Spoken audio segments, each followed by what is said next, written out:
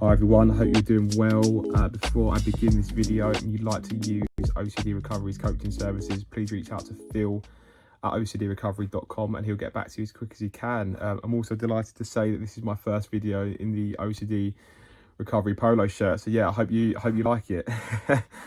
So yeah, I wanted to speak about global ratings and how when we give global ratings to ourselves, it can get us into trouble, and how we can sort of avoid giving ourselves global ratings, and to other people as well for that matter. So when we give global ratings of ourselves, right, we give ourselves this entire definition based on one characteristic. So for example, say say that you've got harm OCD, right, and you're very scared that you're gonna cause somebody harm, right? Or you might have an intrusive thought or image where in that moment it just really feels like you want to do that, right? And you can't stop ruminating on the thought because you think it's, because it feels really real, etc. So because you had this one thought, this one bad thought of potentially causing harm to others, you think that one thought, or you could say one characteristic or one trait that you had at that moment, you think that's your entirety, right? You think that is you. And that is what global rating is. It's it's conditional. It's a massive overgeneralization. It's rigid, and it gets us into trouble because as a human being, right, it's very, very hard to assign ourselves a global rating at a certain point in time, right? There's numerous acts, deeds and traits that we have, the way we look. We might be really driven and motivated. We might be lazy. We might get mad at our family. We might be really sort of grouchy and moody at sometimes in the week. We might look a certain way. We might have, certain color hair, certain color eyes.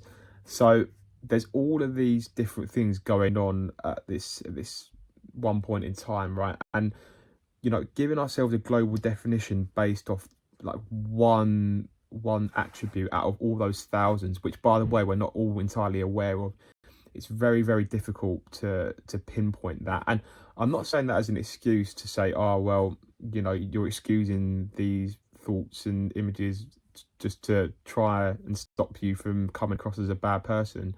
I'm not using it as an excuse. It's just a fact. How can you possibly assign a rating of yourself at that certain point in time? The only way that'd be possible, and Albert Ellis refers to this in his book, The Myth of Self-Esteem, the only way that'd be possible is if you had this machine where you just bunged in all your different acts, deeds, traits and characteristics at that given point in time, which are also liable to change heading into the future, and which obviously have changed from the past. How are you going to come up with some definition of your entire being, whether that's good, whether that's bad? You'll find there'll be some good acts, traits, characteristics. You'll find that there'll be some bad traits, acts, characteristics. So you're sort of saying, oh yeah, this person's a bit good here, he's a bit bad there. But so how are you going to come up with a global definition of that, right? So I think this is also very important when it comes down to the whole good and bad person concept, where even if you do act badly or act immorally, it's still very difficult to write yourself off and give yourself that massive global generalized rating as well. And I think we can really use it for other people, right? Say there's a Hollywood actress, and we define this person as a godlike person who in their entirety is a Hollywood actress, because that's their profession, and they're so sought after and put or held in high regard. We just write them off as a Hollywood actress, but it's actually just a person who does acting for a job, who also has many other acts, deeds and traits, characteristics, who might get sad, who might get depressed, who might be very driven, who might be happy, who might look a certain way, who might have a certain height, might live in a certain part of the world. So, and then people just assign this goodness to this person based on this one act, which isn't even universally recognized as being good. Somebody has just decided that this certain skill of being an actress is more sought after than maybe being a bin man or a lorry driver. So when we're sort of overgeneralizing others as well, it's stereotyping, and it's basically putting all these preconceived ideas onto this one person when we don't actually have the full information about their acts, deeds and traits. And, you know, we can do that a lot in terms of stereotyping. You know, you might see somebody like walking on the, or like you might see like a homeless person who's just walking on the street, and you write them off and you think, oh yeah, they're dirty, they're, you know, what sort of life they had. But you might find that before that they found themselves in that position, that they might have had a very, very good life, but, you know, certain things have happened that have actually led them to be in that situation, right? So we just need to be really careful of giving global ratings to not only ourselves and not only other people, because it can get us into trouble. You know, it's conditional, it's not unconditional self-life, other acceptance. Another example as well, yeah, if you kept giving yourselves global ratings based upon one act or trait or deed that you don't really like, you're going to be miserable. So for example, you might have a certain, I don't know, a certain nose shape that you're not a fan of, right?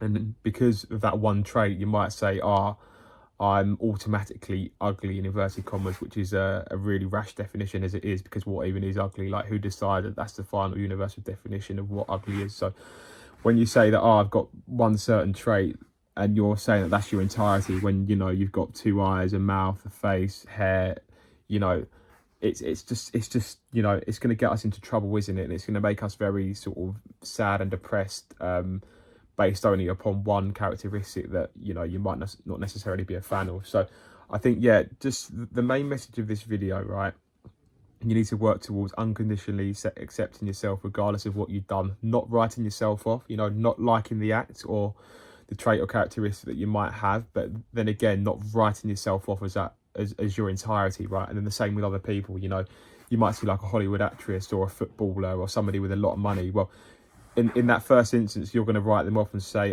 this person is godlike, this person is good, this person is better than me, this person has more value than me, which of course is, you know, an irrational concept. You can't really prove that somebody has more value than somebody else. You just need to be careful of that, and, you know, try your best not to stereotype people. Try your best to just look at them for being a human who actually, you know, in the Hollywood actress example, is just a human who happens to work happens to work as a Hollywood actress whilst also having, like, you know, innumerable other acts, deeds and traits.